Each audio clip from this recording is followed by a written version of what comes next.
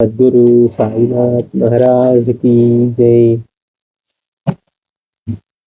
సద్గురు భరద్వాజ్ మహారాజ్ కి జై.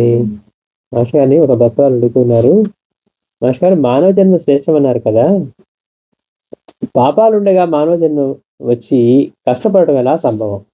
అంటే మనకి ఎలా అనిపిస్తుంది అంటే 4-5 సబ్జెక్టులు మిగిలినాయండి, ప్రమోషన్ ఎట్లా వచ్చింది నెక్స్ట్ క్లాస్ కరెంట్గా మనకేంటి బీటెక్ లో అయితే 4 ఏళ్ళు కురుస్తుంది అనుకోండి, మన ఉద్దేశం పోనీ ఫస్ట్ ఇయర్ లో ఫెయిల్ అయితే అన్నిట్లో ఆపేద్దామంటే కనుక అట్లా ఉండదు. కాదండి, మేము ఎప్పటికప్పుడు క్లియర్ చేసుకుంటా ఉంటాం. కానీ ఇక్కడ ఏమంటున్నాం, అక్కడేమో మనకి ఫ్లెక్సిబిలిటీ కావాలంటాం. ఇక్కడ మాత్రం ప్రశ్న ఎలా ఉందంటే, మానవ జన్మ శ్రేష్టం అన్నారు కదా, మరి పాపాలు ఉండగా మానవ జన్మ వచ్చి అంటే మనకి ఇప్పుడు సబ్జెక్ట్ మీద సెకండ్ ఇయర్కి పంపించకుండా ఫస్ట్ ఇయర్ ఉంచితే కానీ మనకి కరెక్ట్. పాపాలు ఉండగా మనకి మానవ జన్మ వచ్చి కష్టపడటం ఎలా సంభవం? మానవ జన్మ శ్రేష్టమైనప్పుడు ఆల్రెడీ నేను క్లీన్ అయిపోయి ఉండాలి కదా, మళ్ళీ కష్టాలు ఎందుకు రావటం, మళ్ళీ ఈ దుఃఖం అంతా మనకి ఎందుకు ఉండటం అంటూ మనకి అడుగుతా ఉన్నారు ఒక భక్తురాలు మాస్టర్ గారిని.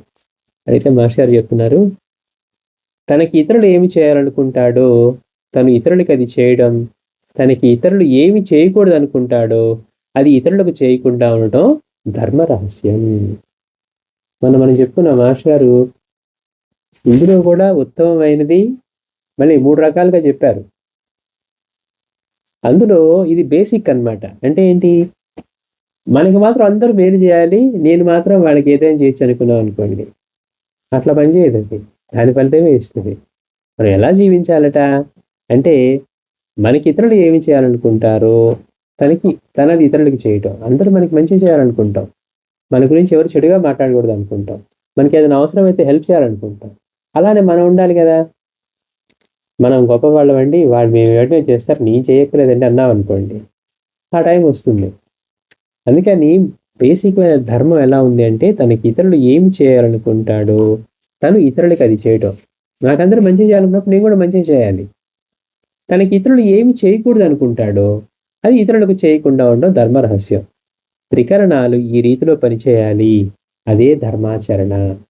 త్రికరణాలు చూడు, ఊరికే బయటికి నోటి మాటలు చెప్తూ చేతల్లోకి వచ్చేసరికి ఆలోచనలోకి వచ్చేసరికి వేరేగా ఉన్నాడు అనుకోండి, అలా మనకి త్రికరణాలతో చేయింది ఏది కూడా భగవంతుడు స్వీకరించడట. త్రికరణ శుద్ధి అనేది అంత అవసరం. కనుక ఏమనండి చేస్తూ ఉన్నాను కానీ ఇస్తూ ఉన్నాను కానీ ఆలోచన ఇవ్వకూడదు అని ఉందండి అన్నాం అనుకోండి, దాని ఫలితం ఏమొస్తుంది? అందుకని త్రికరణాలు ఈ రీతిలో పనిచేస్తేనే అది ధర్మాచరణ. అప్పుడు ఫలితాన్ని ఆశించకనే మానవుడు తన ధర్మాన్ని నిర్వర్తిస్తాడు. పుణ్యఫలం వలనప్పటికీ మంచి జన్మలే కలుగుతూ ఉంటాయి. త్రికరణ శుద్ధితోటి ఇలాంటి ధర్మాచరణ చేస్తూ మంచి కర్మలు చేస్తూ ఉంటే వాటి పుణ్యం వలన అతనికి అన్నీ కూడా మంచి జన్మలే కలుగుతూ ఉంటాయి.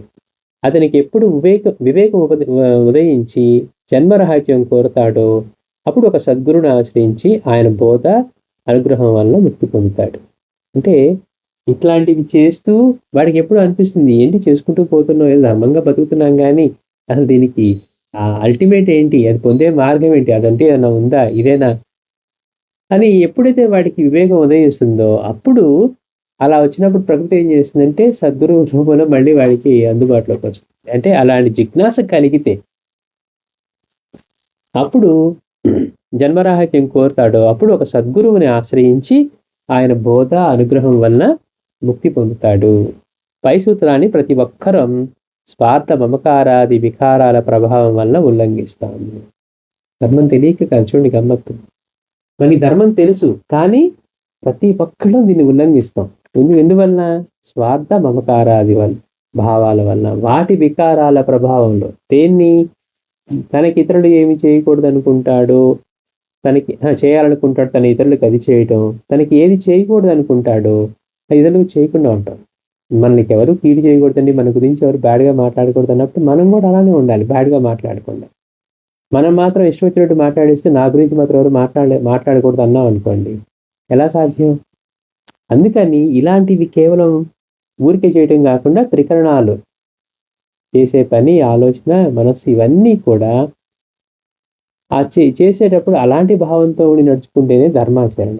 ఎప్పుడైతే ఈ ధర్మాచరణని ఉల్లంఘిస్తూ ఉన్నామో దీనివల్ల స్వార్థ మమకారాది వికార భావాల వలన మనం ఉల్లంఘిస్తూ ఉన్నాం. దానివల్ల వ్యక్తుల పట్ల రాగద్వేషాలతో ఆచరించు పాపాలకు వారి నుండి తిరిగి బాధను అనుభవించడానికి మానవ జన్మయే ఎత్తవలసి వస్తుంది.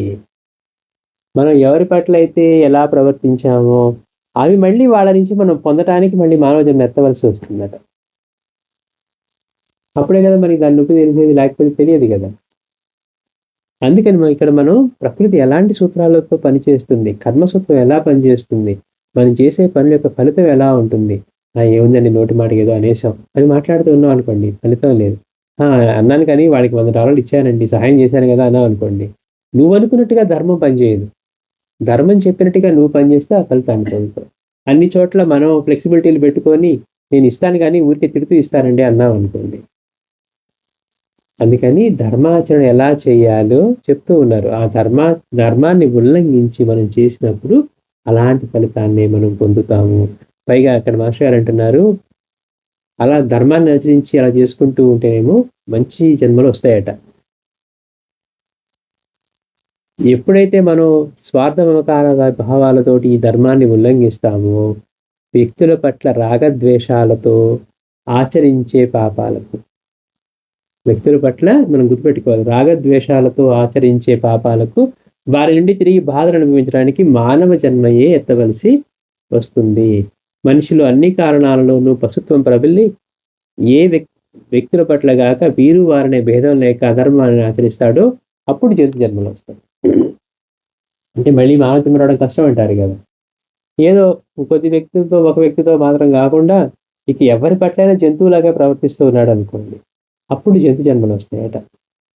అందుకని మహర్షి గారు అంటున్నారు, ఎందుకంటే కారణం జంతువులు అలానే చేస్తాయి, వాటికి పాపం ఈ వివేచన ఇవి లేవు. అది మరీ విపరీతమైనప్పుడు నరకాది బాధల్ని అనుభవిస్తారు. సామాన్యంగా జీవులు ఈ 3 రకాల పాపాలు ఏదో ఒక జన్మలో చేస్తూనే ఉంటారు. కనుక ఇన్ని కర్మఫలాలు అనుభవించాలి. అయినా ఏదో ఒక దశలో ఈ సూత్రాన్ని అర్థం చేసుకొని ఆచరించుకోగల యోచనా శక్తి జీవులన్నిటిలో మానవులకే ఉంది. ఎందుకు మానవ జన్మ శ్రేష్టం అన్నారంటే, ఏమన్నా అంతకుముందు ఎలాంటివి చేసినా ఇప్పుడు ఎలాంటివి అనుభవిస్తూ ఉన్నా ఇక ముందు ఇలా చేయకూడదని ఆలోచన రావడానికి అవసరమైన యోచన, ఆ మనస్సు మనకే ఉన్నాయి. కనుక ఈ సూత్రాన్ని అర్థం చేసుకుని ఆచరించుకోగల యోచనా శక్తి జీవులన్నిటిలోకి కూడా మానవులకే ఉంది కనుక అది శ్రేష్టం అన్నారు. చెట్టంతటిలోనూ దాని ఫలమే శ్రేష్టం అన్నట్లు అట్టి యోచనా శక్తిని సత్సాంగత్యంలో వృద్ధి చేసుకొనక రాగద్వేషాల మాటన పాతి పెట్టినందుకు శిక్ష జన్మ పరంపరలు. మనం సత్సంగంలోకి వచ్చి మాస్టర్ గారికి చెప్తూ ఉంటే ఇవి తెలుసుకొని ఇలా ఉండకూడదు, ఇలా ఉండాలి, ఇలా జీవిస్తే మనకి ఇలా అని తెలుసుకుంటున్నాం. అలా కనుక కాకుండా అక్కడ మాస్టర్ గారు అంటున్నారు, అట్టి యోచనా శక్తిని సత్సాంగత్యంలో వృద్ధి చేసుకొనక మనం ఈ సాంగత్యం వృద్ధి చేసుకుంటేనే కదా వీటిని తెలుసుకోగలుగుతుంది. అలా కాకుండా రాగద్వేషాల మాటన పాతి పెట్టినందుకు శిక్ష ఏంటంటే జన్మ పరంపర.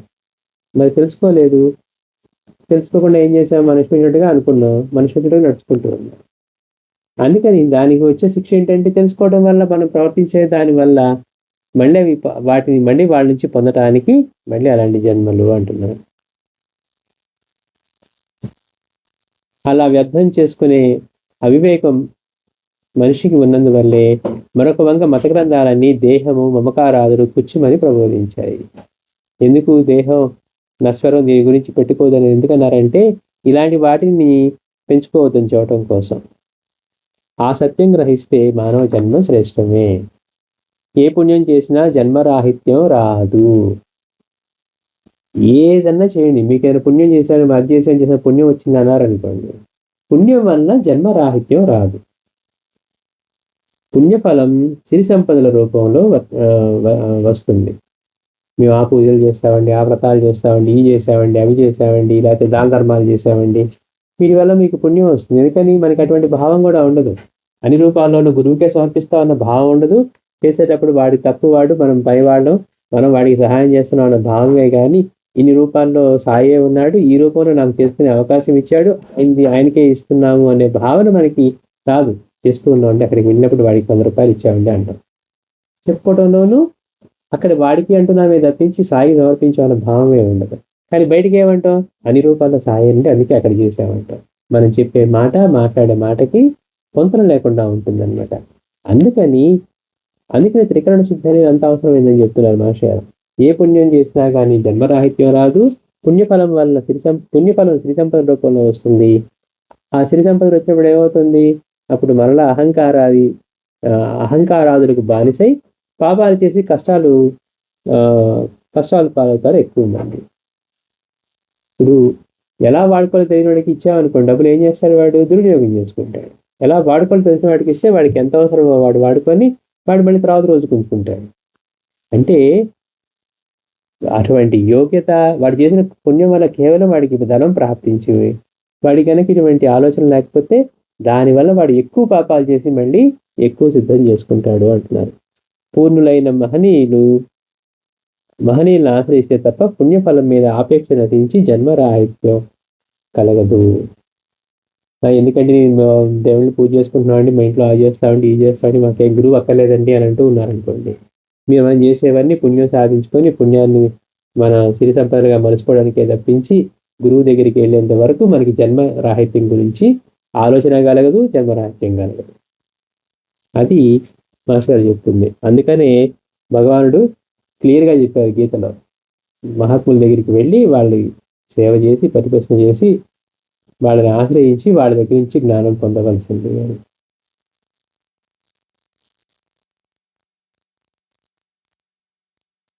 అయితే పూర్ణ సాంగత్యము అనుగ్రహం కలగాలంటే శ్రీ గురు చరిత్ర పారాయణ, శ్రీ గురు గీత పారాయణ చేయాలి. ఊరికే కలుగుతుందా వాళ్ళ అనుగ్రహం అంటే? దానికి చెప్తున్నారు తేలికైన మార్గం. మనకి వాళ్ళ అనుగ్రహం కలగాలంటే పరిపూర్ణులైనటువంటి వారి యొక్క సాంగత్యం కలగాలన్నా, అలాగే అనుగ్రహం కలగాలన్నా కానీ శ్రీ గురు చరిత్ర పారాయణ, శ్రీ గురు గీత పారాయణ చేయాలి. అందుకే శ్రీకృష్ణుడు భగవద్గీత అధ్యాయం 4 శ్లోకం 34లో తత్వదర్శి అంటే బ్రహ్మజ్ఞానిని ఆశ్రయించమన్నారు. కలి ప్రభావం వల్ల బ్రహ్మజ్ఞానం లేకనే ఉన్నట్లు భ్రమ పెట్టేవారే ఉంటారు. అసలైన తత్వదర్శి ఎలా ఉంటారో తెలియాలంటే అక్కలకోట స్వామి చరిత్రలో, అవధూత వెంకయ్య స్వామి చరిత్ర, ఇట్లాంటి మహాత్ముల యొక్క చరిత్ర చదవాలని అంటున్నారు మహర్షి గారు. అంటే ఎన్ని మనం ఇలాంటి పుణ్యాలు చేసినా దానివల్ల జన్మరాహిత్యం కలగదు.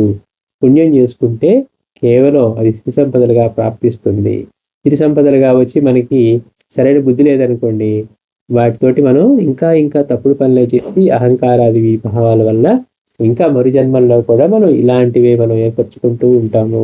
అందుకని మాస్టర్ అంటున్నారు, గురువుని పూర్ణ మహనీయులను ఆశ్రయిస్తే తప్పితే పుణ్యఫలం మీద అది నశించి, అంటే చేస్తే పుణ్యం అండి, ఇది చేస్తే మంచిదండి, పుణ్యం మూట కట్టుకోవాలని చూస్తూ ఉంటాం. ఆ పుణ్యఫలం మీద ఆపేక్ష నశించి జన్మరాహిత్యం మీద కలుగు. నాకు ఇవన్నీ అక్కడ గురువు అనుగ్రహం కలిగితే చాలు, ఎందుకు ఆయన ఏం కావాలో అది చేస్తారు అనే భావం అప్పుడు మాత్రమే కలుగుతుంది. అందుకే భగవానుడు కూడా వెళ్ళి మహాత్ముల్ని, జ్ఞానిని, బ్రహ్మజ్ఞానాన్ని ఆశ్రయించమని చెప్పారు. పైగా ఇలాంటి పూర్ణ పురుషుల యొక్క సాంగత్యము, వాళ్ళ అనుగ్రహం కలగాలంటే శ్రీ గురు చరిత్ర, శ్రీ గురు గీత లాంటి గ్రంథాలు పారాయణ చేయాలి. అంతేకాకుండా అసలు పూర్ణ బ్రహ్మజ్ఞానులు అంటే ఎట్లా ఉంటారో తెలియాలంటే అక్కలకోట స్వామి, సాయినాథుని చరిత్రలు, అలాగే వెంకటస్వామి చరిత్ర ఇట్లాంటివి పారాయణ చేయాలి అని ఆచార్య చెప్తున్నారు. శ్రీ సచిదానంద సద్గురు సాయినాథ్ మహారాజ్ కీ జై.